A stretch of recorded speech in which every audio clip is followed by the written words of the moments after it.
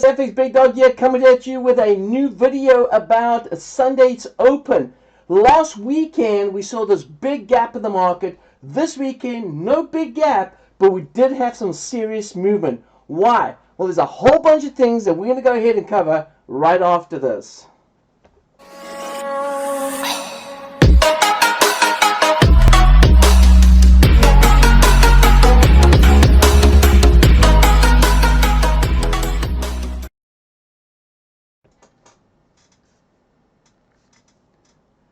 Alrighty, traders, well, welcome back to this very unusual session that I've gone ahead and set up for this evening. It is just about, just before, let me see here. Yeah, we've got about 8 minutes before midnight. And what happened was the Sunday Open was a huge, big, volatile move. Why? Well, we had the Bank of New Zealand cut their rates. This was a surprise. Cut their rates 75 basis points. The US went ahead and cut their rates 1%. That's huge. Listen here, we've already seen the US cut to a 50 basis point last week. This week they come back on Sunday just before the market opens up and bow wow, thank you ma'am, we cut another 1%. They're not done yet. All right. Now we've got the Tokyo JPY, which is Japan, Bank of Japan. Bank of Japan is actually, in fact, looking to look at a possible rate cut to be able to stimulate the economy. Now, listen, that's not the only thing that is on the news. The US just declared right here that we are going to be doing big time asset purchasing, which means that they're going to continue to stimulate the economy and help and support the economy due to the fact that we've had this the coronavirus taking a big toll on the economy. And so, with that being said, let's go take a look and see what's going on, because there's a lot of traders saying to themselves, what do I do? Do I just ride this wave? Are we hitting bottoms? Do I start buying off these bottoms? A lot of traders are confused as to what to do, and some of them are in positions. They're cutting out their positions because they're trying to save equity, because they don't know how far the market's going to move. Well, anytime you start cutting your positions, there could be two reasons. One, you've got stop losses, you bought in, you try to pick the bottom, you bought in, you've got your stop losses there, and the market's hitting your stop losses. That's cool, that's fine, that's what happens. But there's other traders that have got into positions and will continue to add to the positions, but they started off with bad equity management from the beginning, and now because they're adding on and trying to pick that bottom and trying to add new positions to that bottom and average out, what's happening is they're running out of equity, and so they're getting into some sort of panic stages where last week it was a big toll on a lot of traders. Last week, some traders really took a big toll on the big gaps in the market. And this week, they're just not making it. They're just running out of equity. They're just getting tired. They're getting exhausted. They're getting, concerned. But let's go ahead and take a look and see what's going on. I'm going to go ahead and pick specifically one currency pair. Now, listen here. Please go ahead and subscribe to the channel if you have not subscribed already. Go ahead and subscribe to the channel. Also, make sure that you go ahead and click like, comment on the video. I'm trying out a mic for the first time here. I had another mic running. My mic is busy running right now. I'm busy trying out another mic. So go ahead and comment on that as well. Let me know if the mic's working out pretty good. But let's go take a look and see what's going on right here. Now, this is the deal here. If you take a look and see the news that we had out this evening, you can see that we did have the RBA go ahead and announce that there's going to be further policy measures on Thursday. This is the RBA. This is the Reserve Bank of Australia. So they've just seen that the New Zealand Bank had gone ahead and cut 75 basis points. Keep in mind that Australia only cut last week. They only cut 25 basis points. They're the only one that cut 25 basis points. Canada came back at 50 basis points. US cut 50 basis points, and then again this afternoon, just before the open, they cut another 1%. So the US is getting very aggressive in the rate cuts, and the central banks across the world are going to follow suit. You can see here we also got a note here saying Dow Dow indicated 1,000 points lower ahead of the futures open. That's pretty concerning right here. We did have a push in the let's take a look here in the futures market right here. You can see that we had nickel dropping. Nickel actually dropped down. It's actually recovered a little bit. Let me go ahead and refresh right here. It's recovered some, and but not a lot there. So we're down about 4.14% on nickel. And let's go ahead and continue. Take a look right here. This is what the futures looks like right here. Dow Jones looking like it's 1,041 down. We've got S&P down. We've got NASDAQ down. This is Russell down. These are all heading into, of course, the U.S. session next week. Next week, meaning in the next 3 minutes, we can call it next week. So gold continues to rally. We're seeing gold rally. We're still seeing the VEX pushing up, indicating, of course, panic is still out there. Now, we are starting to see somewhat subsiding, of the market subsiding in Tokyo, in the sense that we're starting to see businesses like Apple. Apple went ahead last week and reopened up their stores. And you're starting to see a little bit more like this, and so the U.S. is around about 50 days behind where all this panic started, with all the coronavirus did start. So we could start seeing another 50 days before anything starts turning around here in the U.S. regarding the numbers that we're getting out in the coronavirus. So there is some light. There's the light at the end of the tunnel. That could indicate that things are starting to turn around. Although we did see the nickel market open up, with the Tokyo market open up a little lower, it's still maintaining itself a little bit compared to what we had a couple of weeks ago when things started really coming out, and we saw that big jump. Specifically last week, we saw that big gap in the market at the Tokyo market. So things aren't quite positive, right? But we are gaining gaining a little bit each and every week. Each and every week, we're seeing less and less of a downside move on the on nickel. Now, this is the deal right here. I'm going to go to this is Aussie Canadian dollar right here.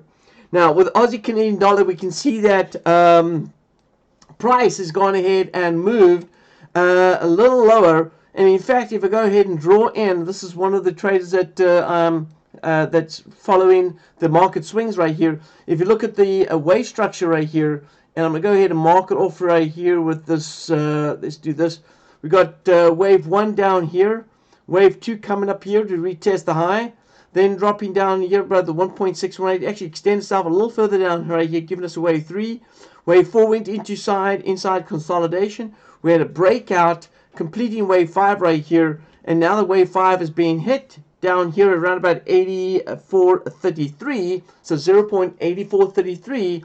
We're now starting to see a bounce back, or at least we're starting to see some sort of correction inside today's trading. So today did open up bearish, and it opened up bearish and gap down. Let's take a look over here. We dropped down another 179 pips. It's pulled back 76 pips off the 179, so it has pulled back quite a bit from the move, but it's still, hey, look here, from the high, we actually made a high right here. The high and low was a 240 pip. Now, remember, this is just at the opening, right? At the opening at 5 o'clock, which is about 7 hours ago, exactly 7 hours ago, we had a 230 pip move from the high to the low. And for this particular pair, this is not normally a very high range, a daily range trading pair. But of course, with this movement that we've seen now through the coronavirus, we are starting to see larger daily ranges starting to take place, not just on the Aussie crosses, but across the board.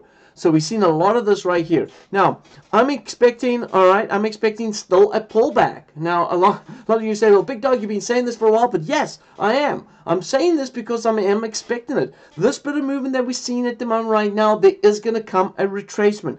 And it's just as quickly as we saw the downside move, we're going to see an upside move. It's going to be a fast recovery. That's what I'm expecting. Now, I'm going to still look at this weekly close. Or at least this weekly low here at June 2010. If we can trade back above that, and that shouldn't be a tough task right here. We're looking at about 44 pips before the market goes ahead and pulls back to that level. If we can pull back to that level, we're going to probably expect the price then to continue to rally back up again. Now, where could we go up? Well, we could go all the way up here to 88.43. And that's about a 261 pip pullback. So with this bit of a retracement that we're expecting to go over 80, what's that number? 85.80. If we can get above 85.80, which is about 44 pips from where we're trading right now, and then go that additional 260, we're looking at a total of 300 pip move to the upside. Now, that may not be enough for some traders that have been trying to buy the support level and held onto this trade. Something like this. If you take a look over here, you take a look at the support here, 88.43. If you went ahead and bought at that level there, accepting the fact that price, all right, looking at price right here and expecting price to go ahead and bounce off here, and then rally back up again. If you were buying off that support and you had your stops here, and now you made some adjustments to your stop, well, shame on you, first of all, for making adjustments to your stops. All right, get stopped out, get out of the market if that was your trading idea. If your trading idea was to buy at the support and then go ahead and continue, all right, to continue with this rally, then that's fine. Okay. But if it comes down and takes you out of the stop, get out of the market, get out. Don't start adjusting your stop losses. Now, I know that there's some traders out there that are buying in and adding to a position, so which means they do this. They're going to go ahead and take a look at buying in here.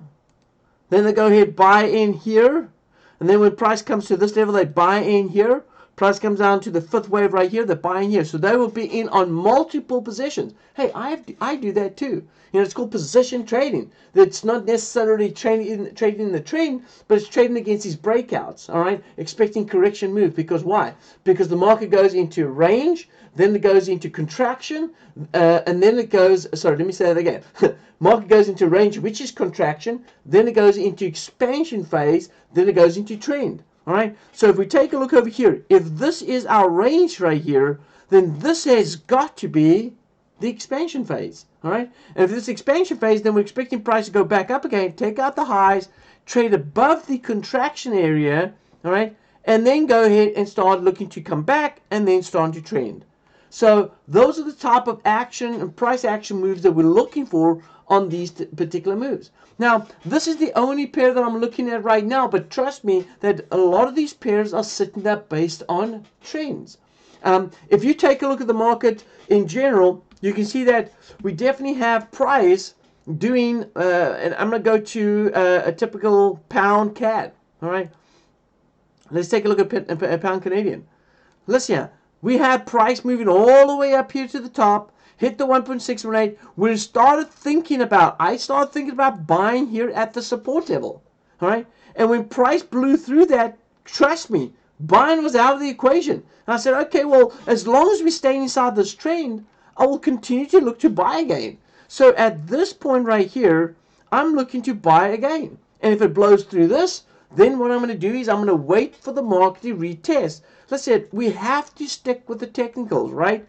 So if we trade it over here and we're looking to buy, and price goes through this level, then I'm going to look to sell once price comes back to retest it. But if we don't retest it and price goes back down to support again, guess what? I'm buying again. All right? I'm going to look to buy again. And if price goes ahead and rallies up, we're in money. But if price goes ahead and dips further down south, all bets off. Look for the price to retest the resistance, sell on resistance. Hey, we're going to do this all day long. So if you're ever confused and you get into a situation where you really think that the market has hit its bottom and you're not there yet, and you're hoping that price gets there at some point in time, all right, remember this. All right, in order to be able to be on the safe side of trading, okay, make sure that if you're looking to trade a breakout, trade the corrected move, trade the retest with using some sort of confirmation of the trend now confirming that it's now going to be bearish. So what you mean is you take a larger time frame, use that as your directional bias, then move down to a smaller time frame and break it down so you can go ahead and trade the retracement moves. All right, very important that you do that, because if you don't do that, then what you're going to do is you're either going to get caught in a false breakout, or you're going to get caught into a trend that's actually way too late that you're getting into that. And by the time the market retraces and then heads down south, you're scared, you panic, you get out of the trade, and then the market turns in your direction that you were originally trading from the beginning. So be very, very careful of how to be able to get into the market. Now, let's go ahead and take a look at a couple of things right here. All right, so if I take a look at the Canadians, now I'm going to go actually to the Aussies right here because this is what's been affected the most. Let's go to Aussie JPY.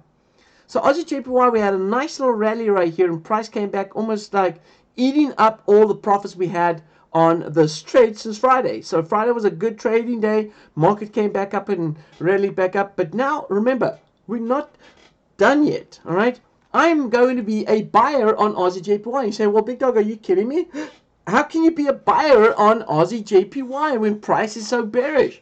Well, because I'm a trend trader, okay?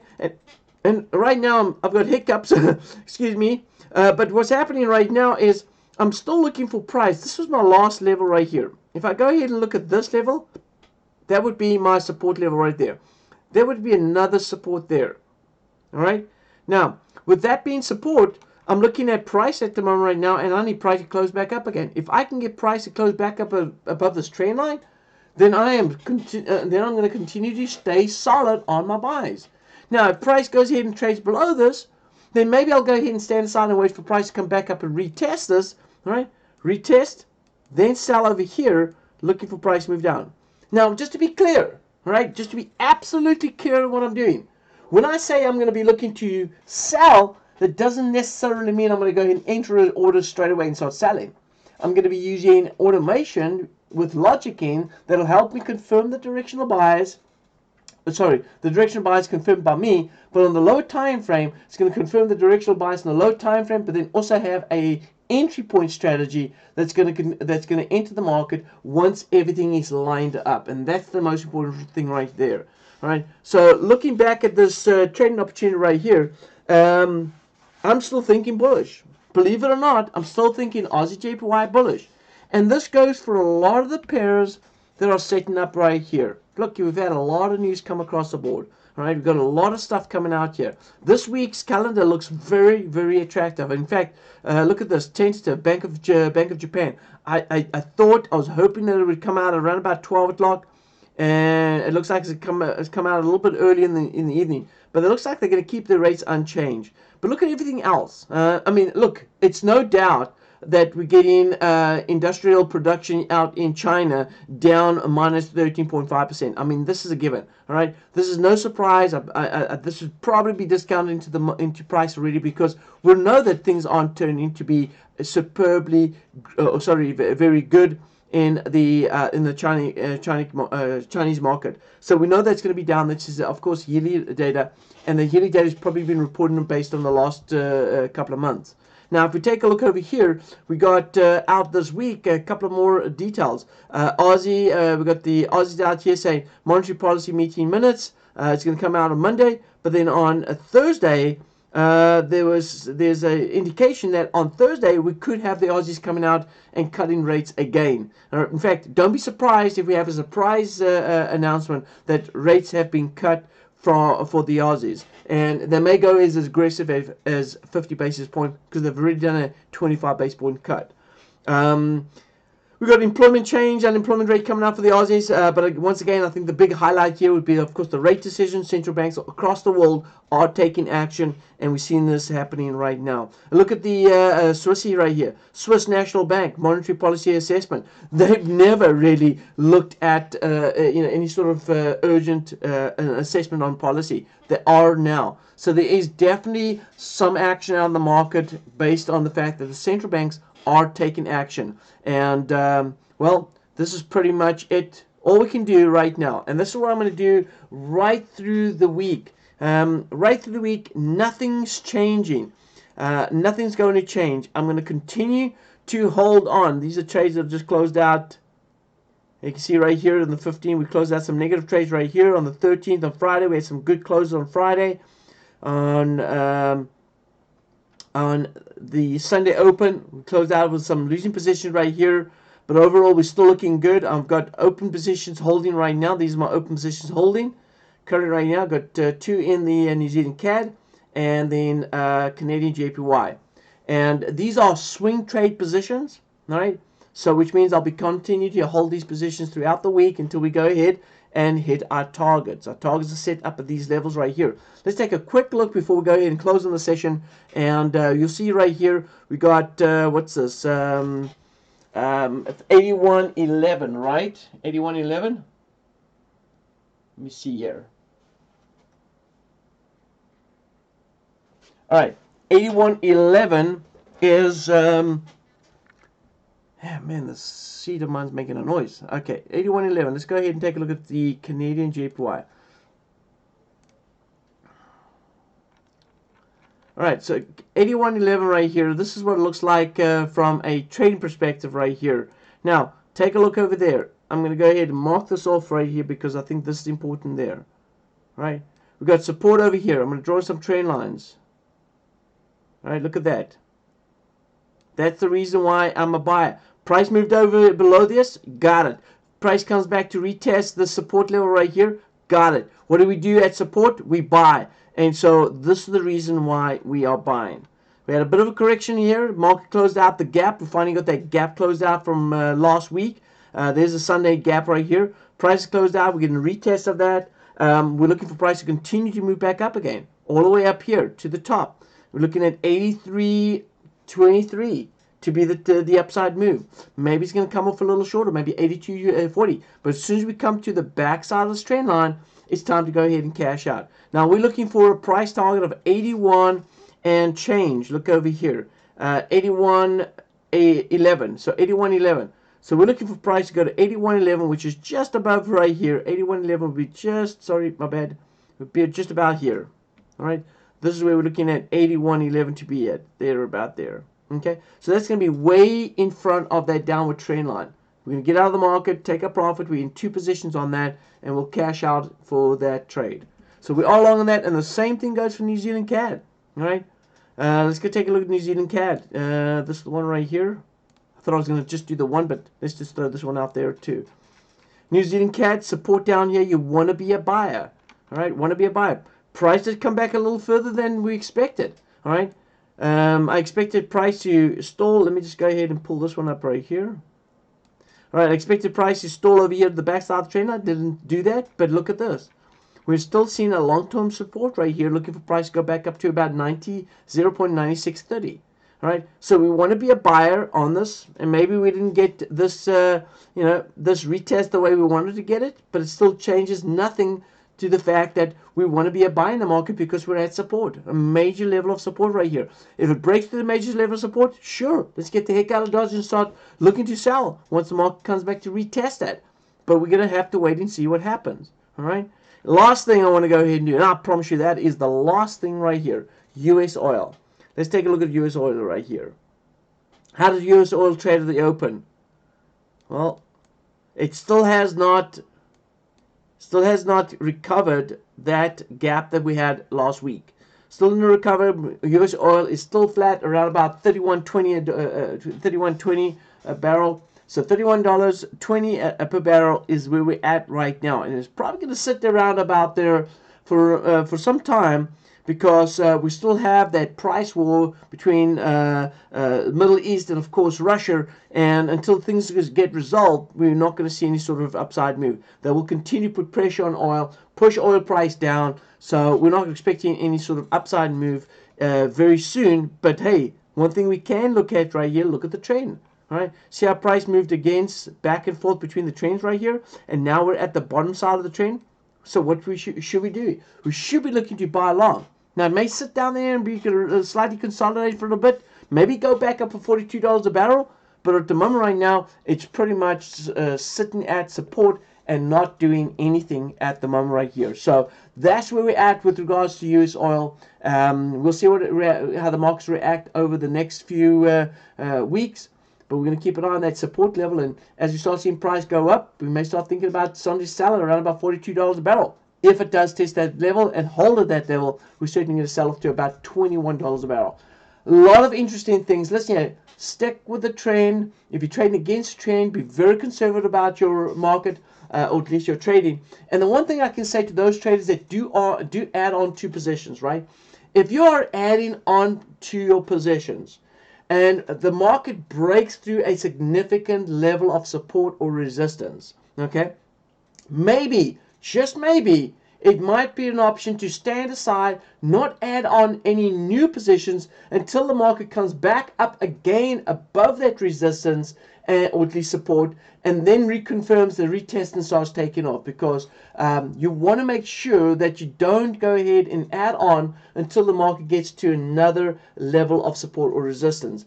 Now, if you're a trader that follows a certain pattern of re-entering the market, all right, then what you may want to do is, if you're running an EA, what you may want to do is, in these type of market conditions, you may want to go ahead and stop adding to positions. Take all your positive positions off the table, go ahead and focus on the negative positions. When price gets down to a certain level of support and resistance, add on slowly, till eventually the market turns back up again and starts heading back up north. So either way, very slowly to your positions, so that you can go ahead and maintain your capital, maintain your margin, so you don't have to get margin called or run out of margin or get into a panic situation, that you've got those positions that you're currently holding. And that really comes down to those that really didn't manage their risk from the beginning correctly, because when you don't do that, normally that puts you into those panic stages. All right, traders. Well, listen, I've still got an update that's going to be released this week, probably tomorrow. Well, it is tomorrow, so today. But a little later today, I'll be releasing a video on the weekly updates to break down exactly what the markets are doing, how to trade it, which ones to buy, which ones to sell. We'll go through a bunch of pairs a little later on today. So watch out for that video, and we'll chat about it then. So this is the FX Big Dog signing off.